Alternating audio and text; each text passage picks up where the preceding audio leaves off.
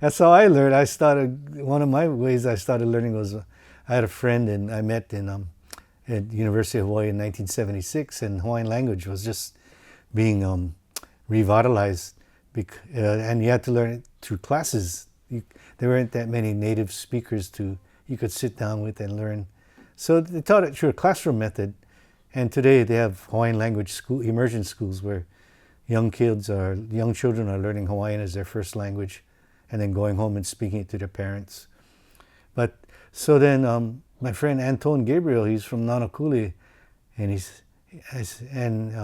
his girlfriend said, "Hey, you gotta come to my boyfriend's dorm. He plays Hawaiian slack key guitar too, because we bring our guitars to class, play slack key." So I go to his dorm. He started playing. I go, "Man, this is the real thing." Back then, we just heard recordings of it. Every half an hour on the radio, there would be an old slack key song, and then they give the time. It's 11:30, and then da da da da da da da. You go hola Eva, hola kapalua, and they play that song, and then it was a half hour or an hour, and then so I go back to his dorm and he plays the real thing. I go, "Oh, Anton, how did you learn?" He goes, "Oh, my great grandfather, my great granduncle, Uncle Bertie, he taught me. He showed me my granduncle," and then he goes.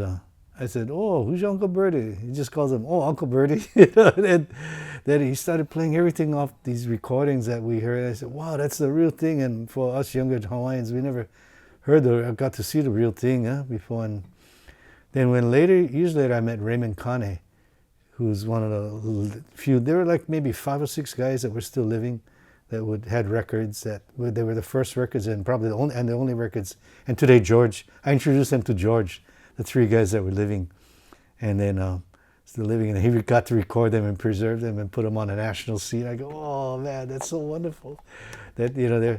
So here's Raymond. When I got close with him, he played his music. And then he didn't have any titles to it, but then he made up for recording. They had to make the titles for it, and then but when he played it, I said, "Man, that sounds like my friend Anton." And then, "Raymond, who did you learn?" And then later on, Raymond tells his story of how he learned from this old-time fisherman from Nanakuli. And he said, "Oh, that must have been Anton's granduncle." He said, "An old-time fisherman from Nanakuli, and he had to catch his favorite fish to get close with him." And then I said, "Gee, I used to bring the favorite poke and Baby Miller beers to the dorm, and I got close with Anton." And he showed me, and then I said, "Wow, it's the same guy that was transcended to Raymond and into recordings." And then Raymond, his name was Albert Covello, old-time Hawaiian fisherman. And then they lived in an old native fishing village in Nanakuli. And then he would pass it on to Anton, who I got, a start, with that. And there was another great too in our Hawaiian language class, a son of a great player, Leonard Kwan Jr. And so I said, "Is that your dad, Leonard Kwan Sr.?" He goes, "Yeah." And then we got close, and then later on I introduced his father to George Winston. And what was his favorite beer and fish? Yeah, no, he didn't drink beer. He was one of those straight guys. He was a straight A student. Well, how long until people are bringing you your favorite foods and drinks? Oh yeah, I tell them, if you want to learn lessons from me, I'll teach you for free. Just bring some good poke and some light beer. That's a start. That's how you have to get started. That's how it all gets started.